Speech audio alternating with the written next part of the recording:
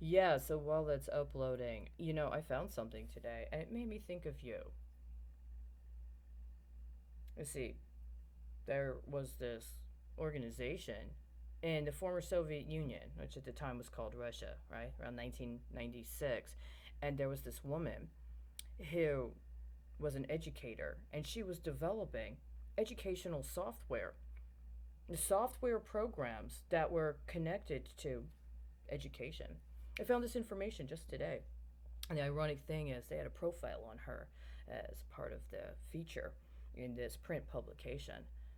And talked about her background in physics, talking about how she was working in an entity that she wanted to encourage more women to get involved specifically with physics. Get that, right?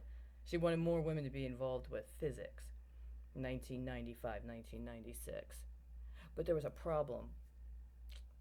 The feature mentioned the name of the company, but in the actual article where they were talking about her, they got a completely different company name with completely different implications. I mean, it's a print publication, right? And sometimes that happens. Sometimes when you're an editor, even the best editor, you miss something.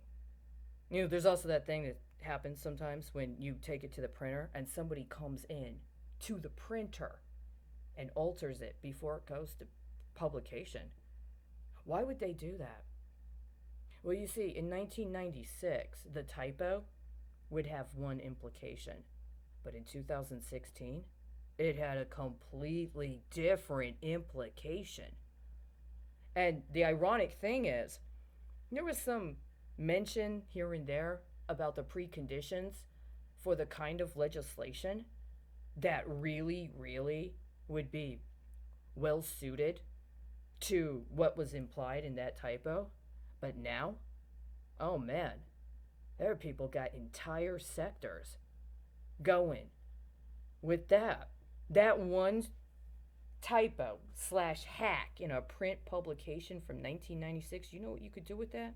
Do you know what you could do with Russian software programs if you had what I got today? I bet you do. I have a feeling that you and your family know all about that, and you would also know why somebody wouldn't want me to have access to any of the articles I wrote and any of the publications I edited when I was in Chicago between 1996 and 2002. I think you know. And I think your family knows. And I think your family's connected to people who know. As a matter of fact, I think your family might actually have one of what I got today. Huh? An original. Just like that. It makes a difference. Photocopy's one thing. But to have the original yourself, it would have been nice if I had been able to actually study physics. You know that? It would have actually been nice. I might have been able to meet that lady. Maybe my father would have been able to talk to her about what he was doing. Two of them could have cooperated. Kind of like Bruce. Kind of like Bruce wanted to cooperate with A. Did you ever read that? Did you ever get that? See, I had a original of that. An actual official printed version of a trade publication that discussed how a veteran American in that specific sector, that specific technical sector, was supporting a Ukrainian enterprise that was working on using those techniques but computerizing them. Computerized tomography. CT, right? Where they're coming from, a CT scan is very, very different than certain other sectors. I'm sure it looks different on a billing record, and I'm sure it works different as a derivative in somebody's financial portfolio 7 years after the original billing.